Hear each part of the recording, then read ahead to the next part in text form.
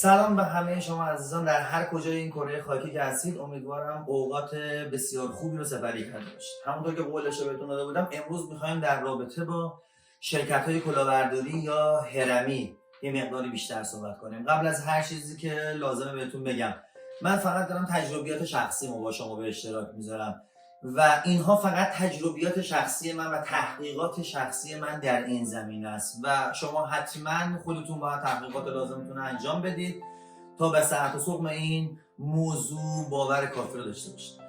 شرکت‌های هرمی یا شرکت‌های کلاهبرداری، تا اونجایی که من دیدم و این شرکت‌ها رو حالا توی مطالعاتی که انجام دادم، توی تجربه‌هایی که داشتم، خوب و بدی که بالا و پایین و آسیب‌هایی که توی این وسط ممکنه به من و خیلی از افرادی مثل من رسیده باشه، قطعا با این موضوع آشنان که این شرکت‌ها معمولاً در قالب سودهای خیلی بالا میان و خودشون رو معرفی میکنن به شما که ما یه شرکتی هستیم و در پشت فلان کوه داریم یک معدنی رو داریم و طلایی رو داریم حفر میکنیم و به دست میاریم. حالا توی این پروسه این دستگاه ها رو داریم، این سهامدارا رو داریم و یک توهمی رو در واقع در اصل شما میفروشن. وقتی که میری داخل وبسایت این شرکت ها میشی، میبینی که نه کوهی هست، نه در واقع معدن طلایی هست، نه دستگاه حفاری وجود داره، هیچی نیست و فقط دارن به شما یک سری آرزو و امید رو دارن به شما میفروشن. چجوری باید این شرکت ها رو تشخیص بدیم؟ راحت ترین راهش همینه، شما به وبسایت اون شرکت ها مراجعه بکنید، سرچ بکنید آیا اصلا مدیر داره این شرکت، کادر مدیریت اون رو چک بکنید، آیا آدرس داره این شرکت. معمولا بیشتر این شرکت های کلاهبرداری 99%شون هیچ چیزی ندارن تو وبسایتشون، نه آدرسی دارن، نه مدیری دارن، نه دفتری دارن، نه دستکی دارن، هیچی وجود خارجی نداره و شعارشون هم اینه که ما یه استارتاپ هستیم، با پول شماها میخوایم تازه بریم به این نقاط برسیم. این تجربه رو ما انجام دادیم، شما این تجربه رو نکنید. بالاخره حالا خیلی ها ممکنه با این مشکل روبرو شده باشن، ولی اتفاقی که این وسط داره میفته، من میخوام یک کلیاتی رو راجع به این بیزینس ها به شما بگم. نگاه کنید، طبق تجربه من میتونم به جرئت بگم 50% شرکت هایی که در قالب دیویدند یا در ماهانه سود ماهانه میان، 50% این شرکت ها سر زد کلاهبرداری، یعنی اصلا بدون فکر کردن ما میتونیم بگیم اینا همشون کلاهبرداریه. 50% دیگه از این شرکت ها باقی میمونه. اون 50% دیگه رو ما نمیتونیم صراحتاً اعلام بکنیم این شرکت ها کلاهبرداری هستن، ولی نزدیک به 40% از این شرکت ها که در قالب های مختلف، در قالب های سرمایه گذاره های مختلف، حالا هر اسم و هر نامی که میخوایم روش بذاریم میخوام دارن میان، 40% اینا نمیتونن به تارگت هاشون برسن. یعنی از این 50% باقی مونده، 50% اولی که ما گفتیم کلاهبرداری، 50% دوم، 40% از این استارتاپ هایی که به اسم استارتاپ میان بالا و به اسم کراودفاندینگ میان بالا و شروع میکنن به جذب سرمایه، 40%شون نیتشون کلاهبرداری نیست، ولی قطعا این پروژه به اتمام نمیرسه و فرقی نمیکنه. بعد از 1 سال 2 سال با شکست روبرو میشن. کسایی که حالا روز اول اومدن در این کمپانی ها زرنگ بودن، روز اول تونستن وارد بشن، قطعا میتونن یه سودی ببرن و کسایی که در روزهای آخر وارد این شرکت شدن قطعا ضرر میکنن. 10% باقی میمونه از این شرکت ها که این 10% ممکنه به تارگت هاشون دست پیدا بکنن.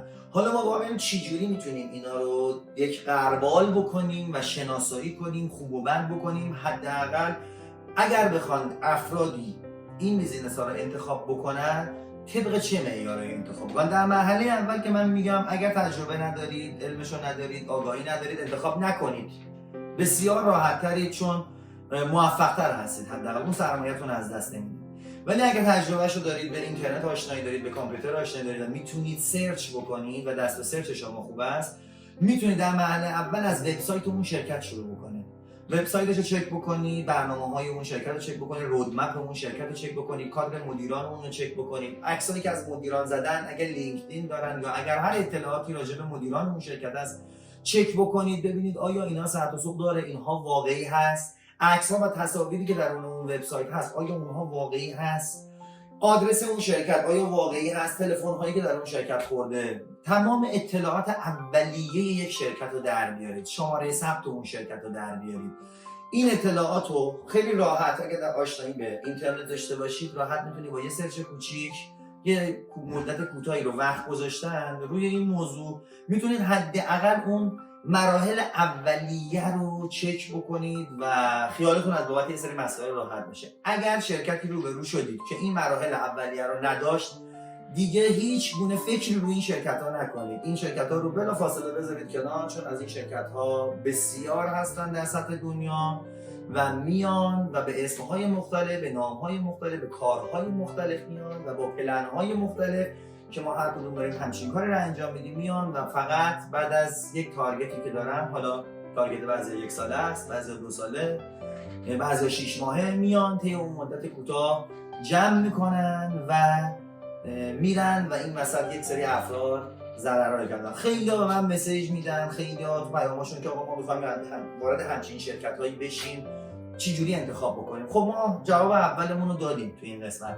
تو مرحله دوم اولش گفتیم آقا نکنید، اگر این کارا رو انجام بدید این سرچ ها رو انجام بدید و در مرحله سوم اینو آگاه باشید. کسایی که دارن این سبک بیزینس ها رو انتخاب میکنن من اسمشون میذارم در واقع قمار. این یعنی شما باید با این علم وارد این صنعت بشید که ریسک بسیار بالایی رو دارید.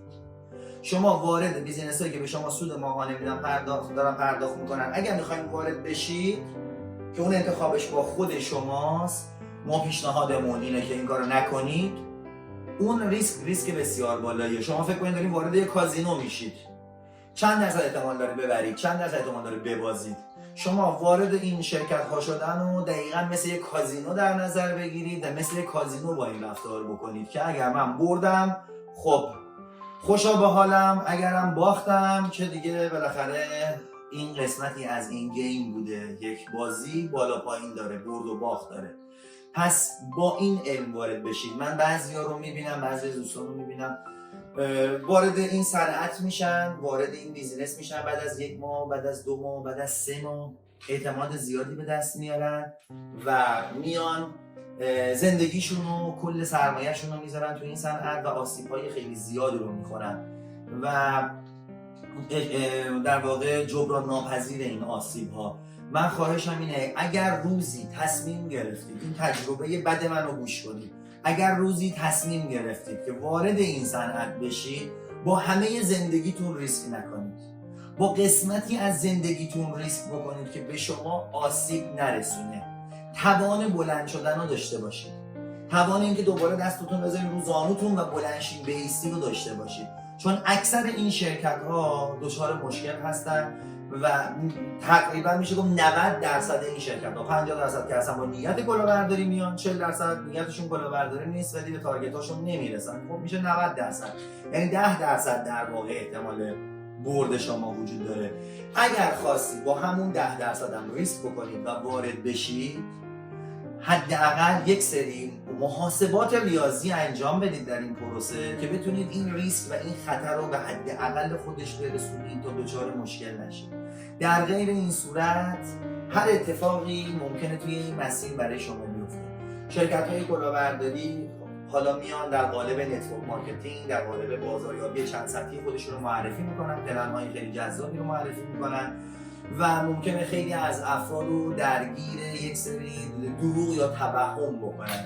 این بهترین کار در واقع اینه که شما خودتون سرچ‌های اولیه رو انجام بدین و اگر روزی وارد این صنعت شدید، وارد همچین بیزینس هایی شدید، باید جا برای این خطر داشته باشید و پیش خودتون این موضوع رو قبول بکنید که اگر باختین، چون قسمتی از این پروسه ممکنه باخت هم وجود داشته باشه، اگر باختین طاقت اون شکست، طاقت اون باخت رو داشته باشید و در غیر این صورت که هیچی. شرکت‌های هرمی حالا مدل‌های مختلف دارن. من یه مدل دیگه از این شرکت‌ها رو میخوام برای شما توضیح بدم که جدیداً خیلی حالا توی بازار داره این در واقع تبلیغاتش داره میاد که به نام داو دارن کار میکنن. این شرکت‌ها دقیقاً مثل همون که توی ویدئوی قبلیمون هم گفتیم، مثل پنتاگون هایی که سال 2000 اومدن وارد ایران شدن و روی کاغذ